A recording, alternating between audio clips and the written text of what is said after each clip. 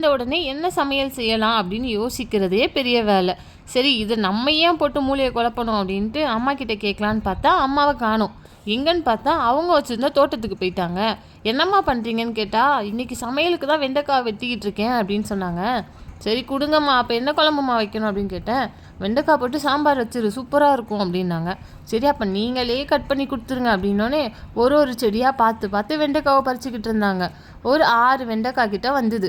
எல்லாத்தையும் என்கிட்ட கொடுத்துட்டாங்க. இதை கொண்டு போய் அப்புறம் பக்கத்தில் இருந்த ஒரு மிளகா செடியில் மிளகா ஒன்று இருந்தது. சரி அதையும் பறித்து கொடுத்துட்டாங்க. பார்க்குறதுக்கே எவ்வளோ சூப்பராக இருக்குது பார்த்தீங்களா? வீட்டிலே விளைஞ்சது, எந்த ஒரு கெமிக்கலும் இல்லாமல் எங்கள் அம்மா வளர்த்த செடி தான் இது. அதை கொண்டு போய் கிச்சனில் வச்சா கிச்சன் பலபலன்னு இருந்தது. எங்கள் அம்மா காலையிலே கிச்சனெல்லாம் க்ளீன் பண்ணி வச்சுட்டு கீழே தோட்டத்துக்கு போயிட்டாங்க.